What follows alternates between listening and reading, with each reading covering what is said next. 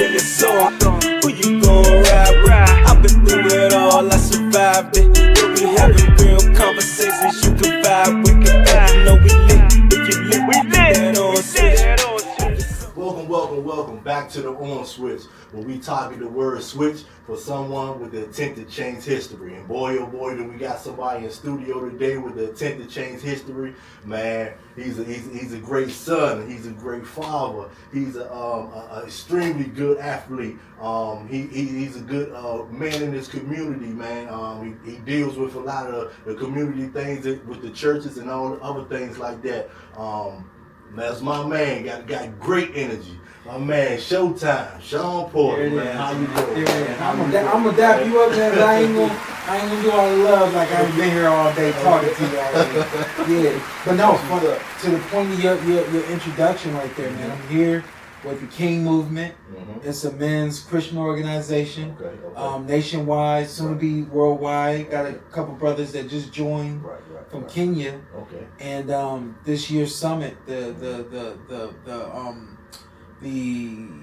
subject for this year's summit was changing the narrative. You know what I mean? So I kind of really feel like that introduction right there just really spoke to that changing the narrative, which is what I told them today. I mean, I've been trying to change the narrative of a fighter, of a black young man for a very long time. Yes, sir. And that's exactly what it's about, man.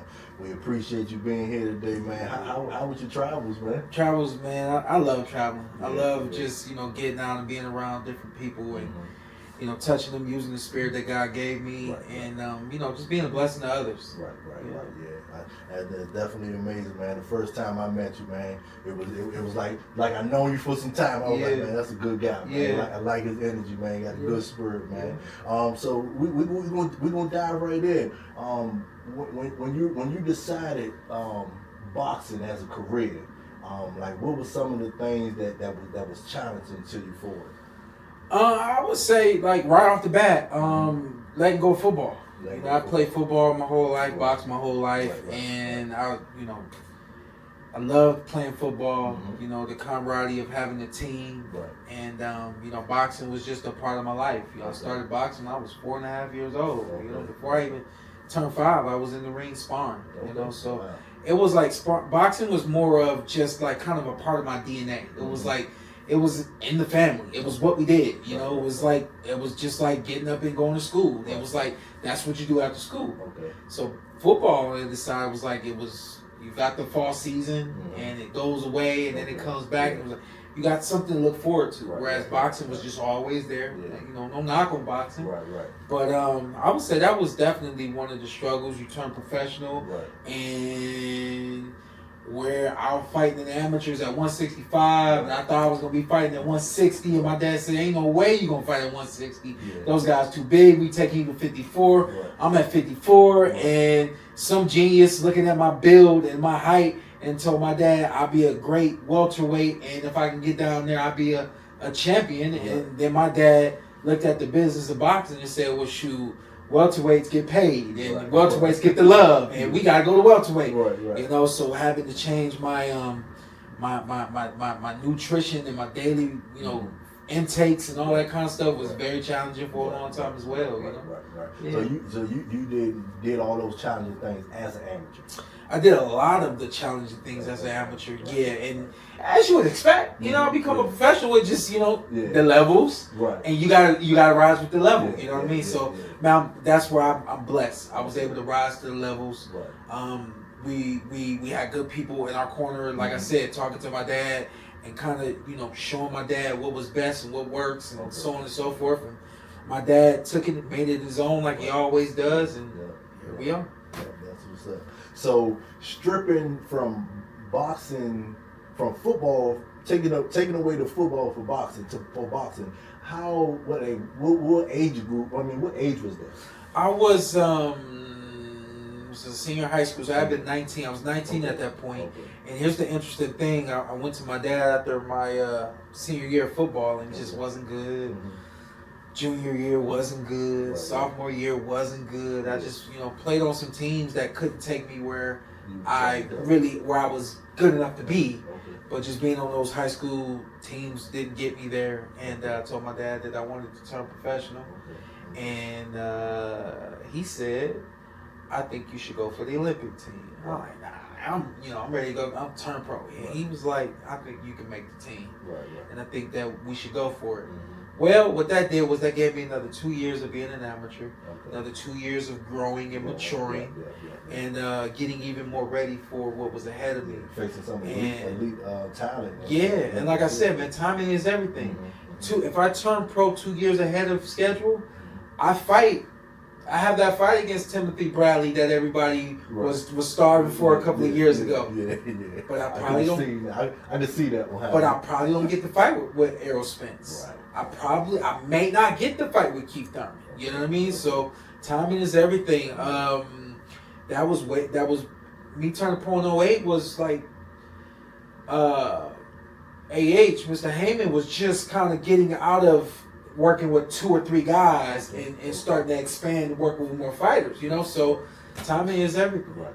So with over like 270 amateur fights. Something crazy like that, man. Yeah, something crazy so like that. So with all that experience fighting a lot of those elite guys, you think that really molded you for the top guys in the pros? And here's another one.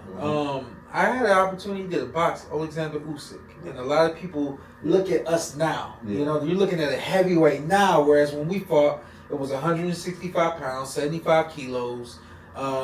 He might have been around 6'1", something like that. Same height as I always been. You know what I mean? So I wasn't fighting the heavyweight champion of the world, but everybody often shot beat the heavyweight. But if I turn pro when I tell my dad that I want to, I never have an opportunity to even be in a ring with someone like him. Now you're talking about a southpaw at that point in time who was fast, who really used that southpaw style pretty well. He used it pretty well. He wasn't like a lot of southpaws here in the States, right? Here in the States, a lot of southpaws are counter punchers.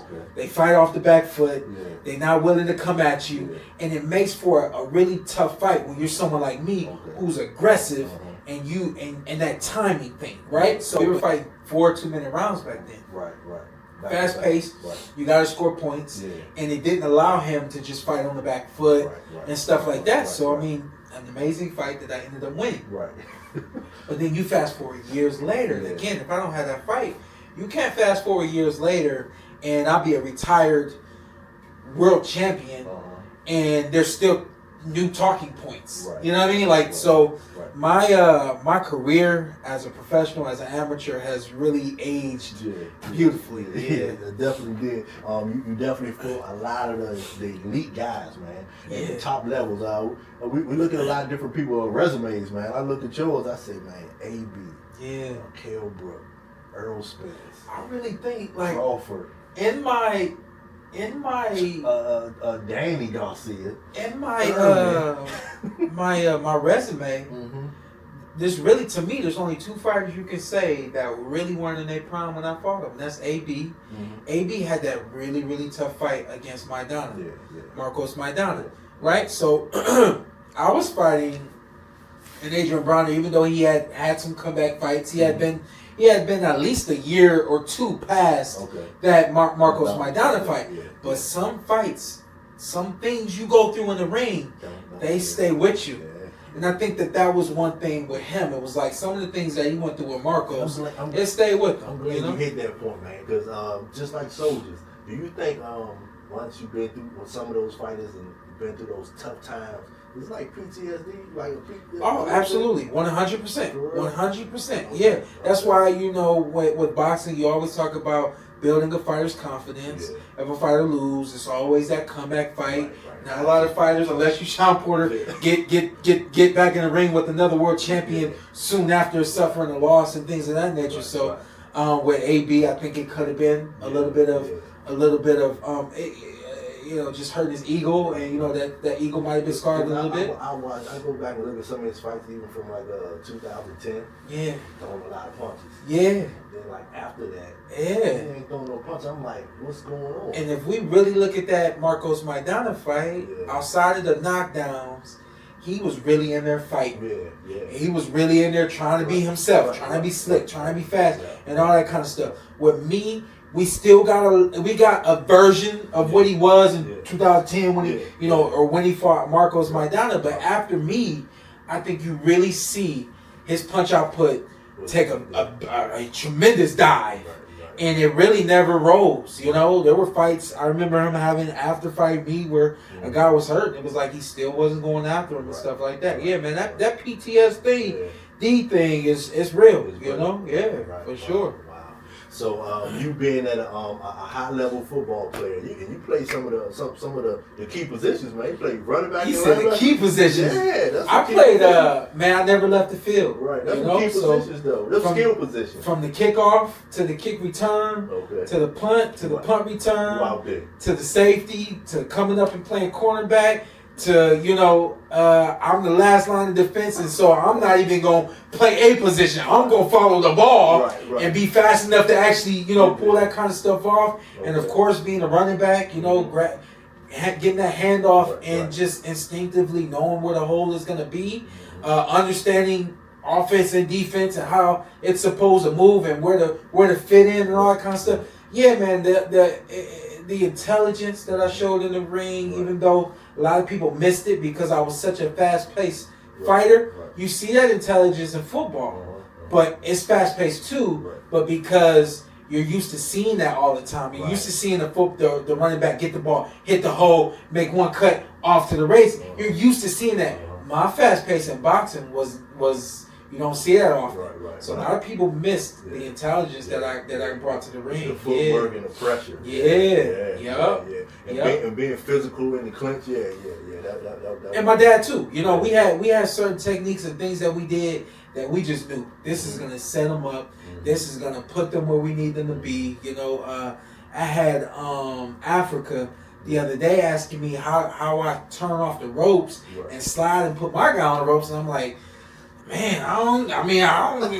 You don't know how to do that. Like, I don't know if I can teach that, man. It was just these were certain techniques that were taught to me and handed to me, and it was like a part of my abilities and a part of my my intelligence that allowed me to just kind of do the things that I did and manipulate the guy across from me, manipulate the ring and stuff like that. Speaking on that, I talk to my homeboy all the time. We always talking boxing, and I say, man, it's one fighter today, younger fighter coming up. I say, man, Shawn Porter reincarnated, man. Who is that? Who is it? Kid Austin, man. Y'all have some of the same tactics. It looked like the same kind of abilities in the ring, man. Yeah. Can you agree with that one? I'm not gonna push this. I'm not gonna push this. Okay. I agree with the narrative. I agree with what's being said. But I've had a lot of people that are very opinionated. Man, he need to come get with you. He need to train with you. And I'm like, man, him and his dad, like that's what they've cultivated. That's what they've done together. And I'm never gonna, hey, I'm coming down to work with your son. Bring your son up here to work with me.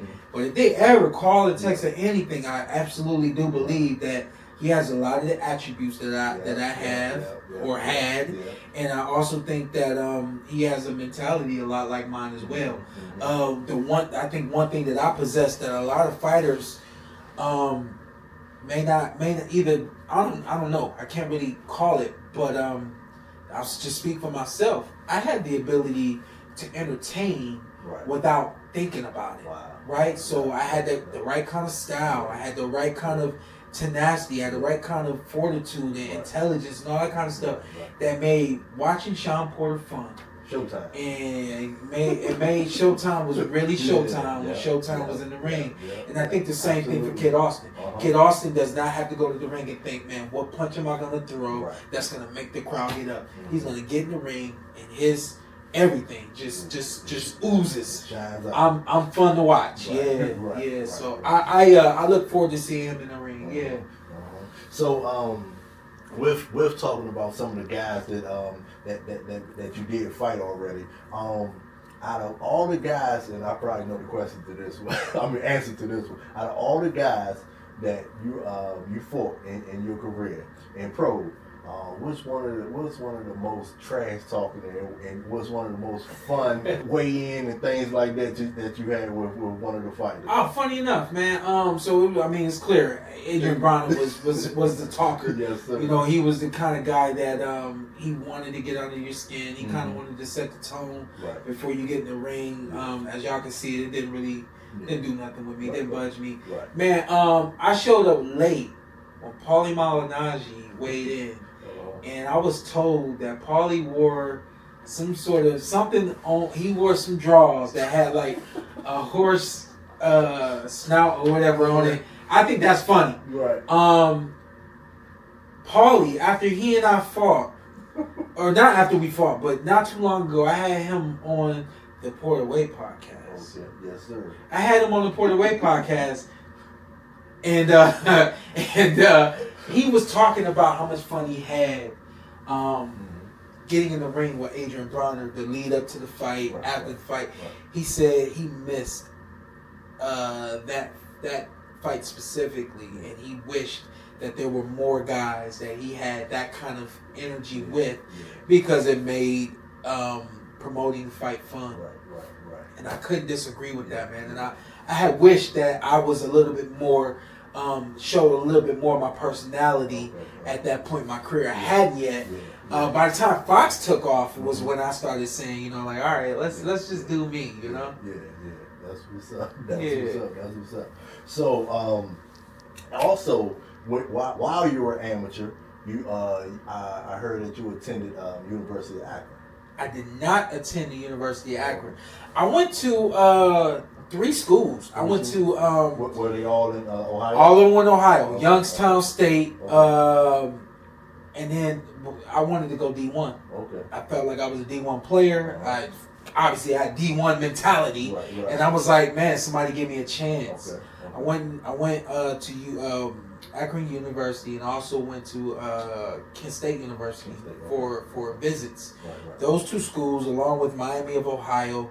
Of course, you got Cincinnati. There's a handful of schools, but in terms of being a smaller school that's visible on game day, in my area was Akron U and Kent State, and I was like, if neither of them are gonna give me a scholarship, I'm just not gonna do it. Right. Because I'm not going to walk on at Ohio State. I'm not going to walk on at Cleveland State and risk not getting on the field, or risk, not having the opportunity that I felt like I deserved because I wasn't recruited.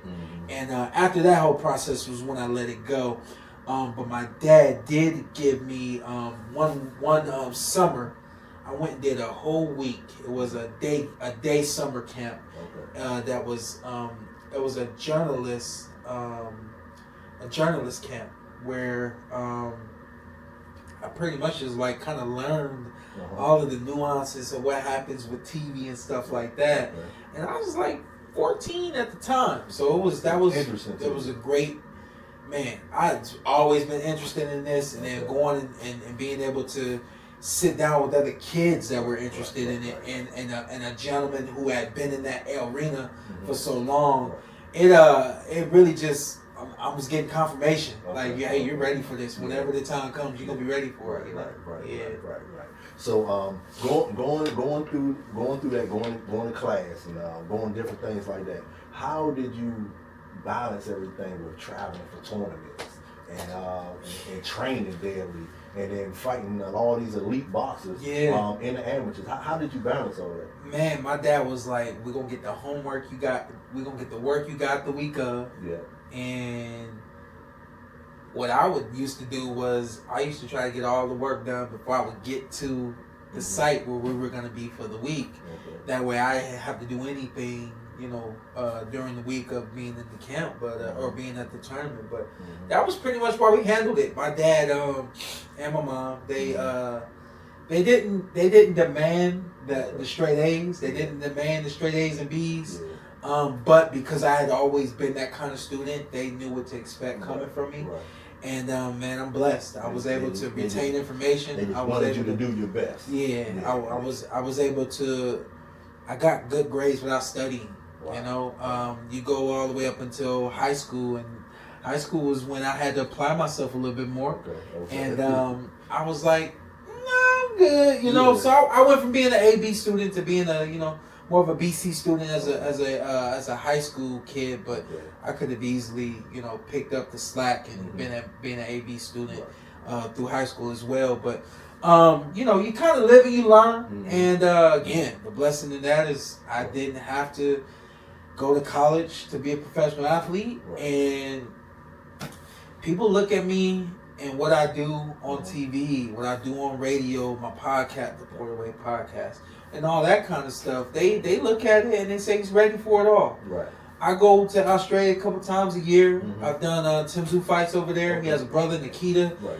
Fox Australia brings me over for those fights, and they basically give me the baton and they say, take us where to go. Tell us where to go. Right. And, you know, the kind of respect and confidence that people have in me, man, I'm beyond grateful. Right. That's what's up. So, with you taking those classes and things like that and being able to get that experience, you think that really shaped you a lot with the podcasting and everything? I think Fox did that. Fox did it? Yeah, I think Fox did that. I don't even want to say I think. I know that. Right. Fox did that. We when PBC announced going to Fox, I was their number one guy that was an active fighter that would be on the broadcast and stuff like that. I had the opportunity to go into the studio twice a month between 2018, 2019, and then I'll never forget, man, the pandemic happened. I believe the pandemic happened in like March. And I had a couple of trips in February. I went on a trip in February and I got a call. I don't know what's going on in the world, but you need to get home. I'm working tomorrow. What are you talking about? Well, you need to get home. I worked. And I went home. The conversation when I went home is, you know, I'm going back in 2 weeks. You can't go nowhere. You know, this and that. I'm like, 2 weeks. I know where I'll be in 2 weeks. And I think you know. And like, I'm home. I was at home. You know? World shut down. But I digress, man. Fox gave me a lot of working on fight night. You know what I mean? They gave me a lot of, you know, I was thrown in the fire. And I learned on the job. That's what you call it, learning on the job. Man, Showtime, man. You're ready for that. You're always ready for that. Just thrown in the fire, man. Yeah, I've loved it. And even now, like, I can look back and people were telling me, like, you know, in a couple of years you'll be this. You'll be that. I'm already, you know? Right. But I can look back now and say, no, I'm much better, much more prepared to do certain things now than I was back then when I thought I was, you know? So experience, man. Experience is, it'll take you so much further than you will ever know. Let's just glance back when you started boxing and everything, and having your dad there in your corner to challenge you, pushing you into different angles, and pushing. We always think we want to be at one point, and then when you get pushed into an awkward situation, that what really makes us.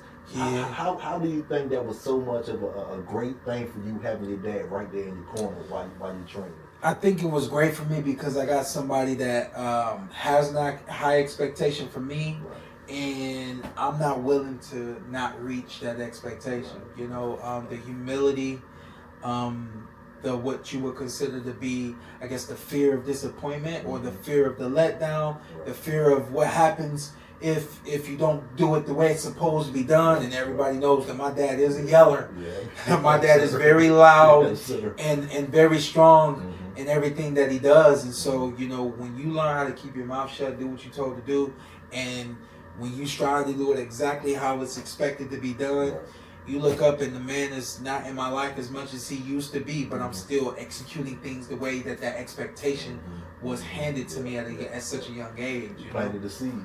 Planted the seed, man. Planted the seed, watered it, and now I'm just living it. Watching it grow. Watching it grow. That's amazing, man. So we're gonna dive into some of the fighting, man. If it was one opponent, all your pro, we talking pro. One opponent you can get back in that ring with. Who would that opponent be? You know, I had this conversation just yesterday, and it really would be Kell Brook. That fight was a little premature for me. I was coming off of a big knockout against Paulie Malignaggi. excuse me, there's no excuse there. But Right. you ask anybody in the amateurs, or anybody that came up with me in the amateurs, anybody that saw me fight in the amateurs, and a lot of guys know this, I'm the only amateur that had a highlight reel of knockouts. Okay. And so once I had that big fight with Paulie, and I touched Paulie in ways that I hadn't touched people. When he did that little, that leg thing, that thing that a lot of the guys did as an amateur, Right. I said, "Oh, I'm back, baby." Yeah. I said, "I'm back, baby." And man, I get this fight with Kell Brook, and I mean, I'm gonna just keep it 100. The conversation that kept coming to me is this dude. I think at that point in time he might have been like 30-0 or something like that. Okay. 30-0, and he ain't never had a championship title fight. Right. He made it this far and they couldn't get him there. He's not supposed to be in the ring. Da. And I get in the ring, and for 12 rounds, I literally think I'm gonna knock that dude out. I think it probably finally clicked to me in the last round when that clock came. Yeah. Before the 10-second clap of the last round, I still thought I was going to connect with something. Right. And he was going to go to sleep. Right. And, man, I told him yesterday, man, the bell rang, and I knew exactly what I did wrong the moment the bell rang. Wow. And I told him, we had that fight. If we would have rematched, the second fight would look completely different. Okay. You would have saw more boxing. You would have saw more patience. Mm-hmm. You would have saw me connecting more from the outside. Okay. You would have saw me using better defense and making him miss more, being more elusive. Right. I was just a train wreck Okay. in that fight. I was a train coming straight ahead, round after round, and ultimately at the end of the fight, it ended up being a train wreck. Right. Okay. Well, I thought you was gonna say another one, but that's I'm assuming you thought what, Errol Spence? No. I was going more so to say Crawford. Oh, Crawford. Crawford. That one is like kind of personal for me. I think, you know what I mean. Like that one is. I take that one. I'm like, man, on a different day and in a different mindset. That's why I thought. Yeah, exactly. That. Yeah, but then when I had to realize, like, you know what? On a different day with a different mindset, he gonna make some adjustments. Yeah. You know what I mean? And it's still gonna be a hard night. Yeah. So you've been in there with all different type of styles of fighting. I have. And to your eliteness, you perform well. Yes, sir. Who has that today? Boxers today. Who has that underrated kind of? You look at it like people who don't look at them as much, and their style is really underrated. What fighter has that for you today? I can't really answer that question. Who has that today? Mm-hmm. Who's underrated? You know what bothers me? I will tell you this. What bothers me is how people look at Shakur Stevenson and say, "Oh man, he showed me something new." Yeah. Ain't nothing new. Yeah. He showed me, he did this and he did that, and I'm like, that's who he's always been. Yeah. But y'all see him in the ring with one guy, and because he's moving and playing that whole defensive thing. What's the kid's name? The Dominican kid. The Dominican kid that he fought. I can't think of his name off the top of my head, but he has that fight, and people like that's all he is. Right. He's just a defensive fighter. Right. The dude is a defensive fighter who's offensively sharp as The Harrington fight. Yeah, huh? The Harrington fight. Before Harrington. Well, no, not the Harrington fight. It was the fight that he had after But Harrington. I know. I'm saying that fight. Yeah, He put on the show. but then you looking at Harrington you looking at him and you're saying, oh well, that was what anybody could do that with Jamel, and things of that nature, and it was like I just feel like with this fight that he had with Teofimo Lopez, Right. it wasn't just Teo that he has the ability to do that too. Yeah. And I'm talking about, you name anybody at the top at 135, and yes, I said anybody while being in the DMV. Yeah. And that's no knock, that's no strike or anything. I'm just saying that what we saw against Teo, it wasn't a matter of him stepping up and doing more to prove anything to us. Right. The fight that he had before, people, he fought a different fight to prove to us this and that. No, that's who he is. Yeah. He has the ability to do that. Yeah. But depending on the night, depending on the guy he's in the ring with, Everything to changed. me, that's what I like. I Right. like a fighter who can fight to what's across from him and not just be be themselves, and I'm either gonna win or I'm gonna lose. You know what I mean? And he's not as one-dimensional as people think that he is. I actually I can agree with that. Which I wouldn't say he's underrated, but Well, I think to me it shouldn't have taken Teofimo Lopez in that one-sided fight for them to say that 12-0 was just beautiful, but it shouldn't have taken that for people to finally recognize the skill that this kid has displayed fight after fight. Right. Yeah, I go for that one. So with being in there with some of these elite fighters, you've been in there with Errol. Yeah. You've been in there with Crawford. Yeah. You've been in there with Kale. You've been in there with Thurman. Danny. You've been in there with Danny. Danny was good. Danny was good. Yeah. Shout out to Danny. Shout out to Danny. Yes, sir. Which opponent that you could say had some sting on that punch? People don't really like this, man, but I say you don't really feel it. Let's get into it. You don't really feel it in the moment. Yeah, You don't, man. The adrenaline is going so high, and man, I don't know if it was just my mindset of understanding that you can't show weakness, you can't show that you're hurt, and a plethora of other things. But I will say this, man. I think that the wear and tear on the sport started to really show up near when I fought Errol. When you see my hand hit the canvas against Errol, and then of course I finished that fight. But then you fast forward and you see me get hurt around sooner than that against Terence Crawford. You know what I mean? So I think that in some ways the sport started to really kind of show itself, that wear and tear. But in the moment, you don't feel it. I went down to see Bud when he beat Errol, and he had his parade and everything. We went down and we playing cards, and I'm sitting next to him, even though we're against one another. And he leans in at me. He was like, "Hey, you think he hit hard?" I said, "Man, come on now. You don't feel it in the moment." He said, "Yeah, that's true. That's true." So Bud is a wild one. Yeah, he said, "Yeah, that's true. That's true." He said, "But yeah, man, he hit me that one time," and I was like, "Oh, that's all you got." And I was like, yeah. You can see it. Yeah. You can see it in that fight. Yeah. Definitely see it in that fight. All right. So 140 division. Yeah. We're gonna keep it right there. I think that's an interesting. It's an interesting panel right there in division. I know I'm gonna miss like 2 of the 4 champions right now. Well, who do you think is a nightmare matchup in that division? A nightmare matchup? What do you mean by nightmare matchup? Like he just got the it factor, and you don't think other fighters will be able to succumb that? Yeah. Whether it's the pressure. Yeah. From Antoine, whether it's the jab from Shakur, like whatever you think. What? And Shakur's not technically at 140 yet, He won a belt at it. He's there. Shakur? Yeah, that's that fight was at 140. You're right. That fight was at 140. And they stripped him up to 35. Yeah. You're right. He's at 140. So he's there. He's at 140 now. Yeah. And I hope they do what they should do. Develop that strength. Develop that power. Don't just sit back on the skill that the kid has. Make it more than what the nightmare matchup. Right. Why is he the nightmare matchup?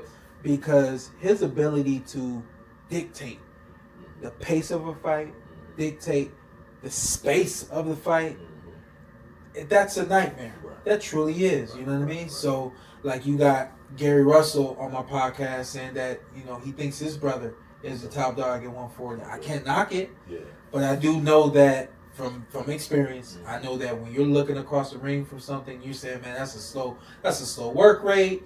That's just one punch.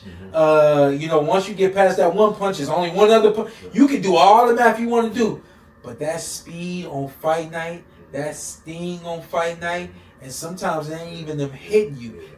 This is another thing I know about Shakur. Shakur, a lot like Terence, just has this ability to make you second guess yourself. And that's to all make you hesitate, and then pop, there it is. Like you know what I mean? Yeah. Strike like a cat. Yeah, but I would say it's between those two guys because, and even though like I want to see Gary Antoine's feet get better. Yeah. I want to see him get crisper with his what's the word I want to use? With his not the offense itself, but just his pursuit. Right? So like with me, for an example, you didn't always have me coming straight in. Sometimes I came in on angles. You know what I mean? I came in behind the double jab and it was ready for another move, and I was right back. You know what I mean? I think even though he is what you would consider to be a pressure fighter, he has some holes in the pressure. And again, he's young, so they're gonna develop him even more.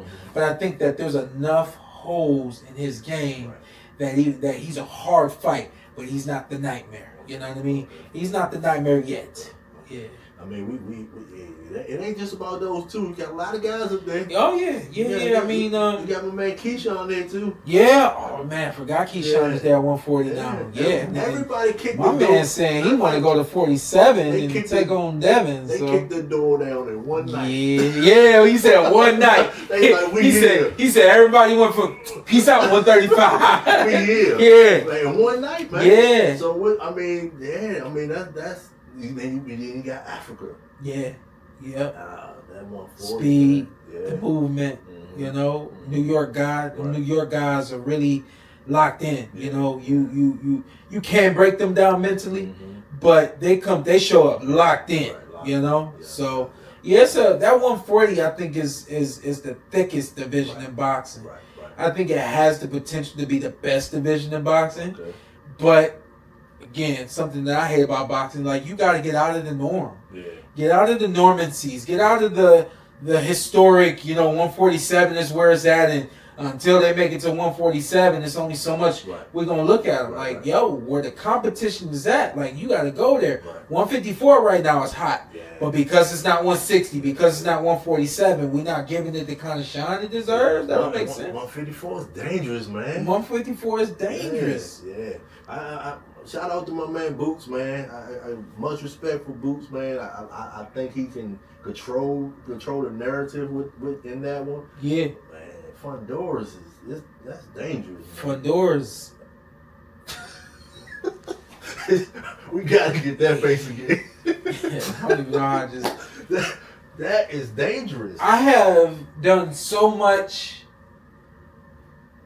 looking at other fighters and knowing what I had the ability to do, and looking at these fighters and just looking at them like, man, you I wish you was me, but none of them are me, and I'm not knocking Fundora at all. What I'm trying to say without saying it already is that I've looked at this dude and I was like, well, that guy could get him and that guy can get him, and now I'm like, you do not bet against Fundora.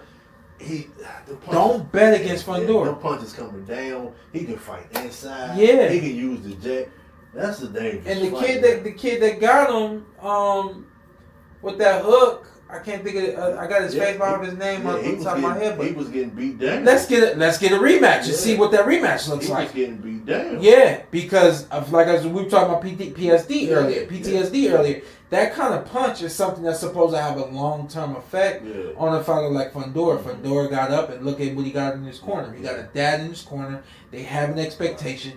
They have goals, and we're going to get there. Nothing's going to stop us. You know what I mean? So I'm done. That face was basically, I'm done betting against Fundora. Right. No, I'm not betting against him no more. Yeah.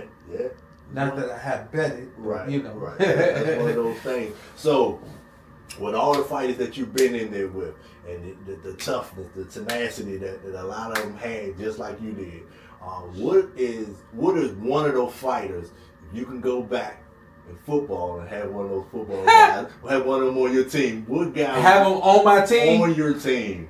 You'll be like, this is my guy. It's gotta be Bud, because Bud's the only one that I know played ball. Okay. I don't even know if anybody else played ball. Okay. Errol played basketball. I don't know if he boxed. Okay. He might. I'm sorry. He might have played football. Yeah. He might have played football. But it would be Bud. And we gonna be arguing about who gonna get the rock. You know what I mean? Like, yo, just play quarterback and hand it off to your boy. You know what I mean? Man, we running this side. Yeah. I'll call it the play. Yeah, that's Bud, man. That's what's up. That's what's up, man. So, What are some of the things that people got to look forward to you with the Porterway coming up soon? Man, the Porterway podcast. I've been saying this for a long time. We're going to be in a position to get around this country a little bit and do some premiere interviews and stuff like that. Like a lot like what you see coming from the All the Smoke platform and stuff like that. But we're gonna have that Porterway pizzazz to it. You know what I mean? We're close to getting the funding for this movie that I've been talking about for a little while. So that kind of stuff is going to start going on the platform as well. And I think that is what I intend to do to kind of separate myself from the rest of the podcasting and the boxing shows. Is bring elements that you just can't find anywhere else. You know what I mean? So a lot of BTS stuff coming, and I was supposed to do a impromptu interview with Bud a long time ago, so hopefully we get that done April or May. I think May we might be able to get that done. Shout out to Showbiz the Adult. We've been talking about doing some things for a minute now. Shout out to Showbiz, man. Yeah. Met him down in Vegas, man. Showed a lot of love, man. Good guy, man. So good guy. Showbiz, I'm gonna just have to blow down on him because I said, bro, let me know when you want me to come through. And he's like, yep, for sure. And, that'll be some good energy classes, man. Showbiz got a good personality, big personality. Man, yeah, we were actually putting together a show for a minute. Yeah. We never got to it, and his career has taken an amazing turn in the last couple of years. We were talking about doing some things about 3 years ago now, man. Time flies. And we didn't jump on it, and he's gone a different direction. So I'm proud of him, man. And then this is my thing. My thing is I'm blessed that I didn't have to put all my ducks in one row and count on one thing popping and becoming a big in order for me to do the things I want to do in life. So, I got my hands in a lot of different things. It's like I like to say, I'm a king of all trades, and I'm looking forward to everything else, man. The suit line that I've been working with for a little while is starting to move too. Then we can get this beard in the suit, man. Yeah, we can get this beard in the suit. Yeah, I like that. I like that. We could do that, man. So I got a lot going on, and I think I got some really good stuff coming to the podcast that people are gonna really appreciate and enjoy. Yeah, I've been able to come in there and set in there for a show, man. It was an amazing time, man. Thanks for having me. Absolutely, man. Shout out to the co-hosts, both his co-hosts, man. They some good guys and everything as well, man. Shawn, man. Yeah, so I'm glad you came in. Appreciate you for coming in, Shawn, man. We can dap it up now. Yes, sir. Yeah, we can dap it up now. Man, thank y'all for tuning in to On Switcher right here with my man Shawn. Showtime, man. We switching out. We lit, we live. Good vibes. Like, comment, subscribe. Like, comment, subscribe. We lit, we live. Good vibes. Like, comment, subscribe. Like, comment, subscribe.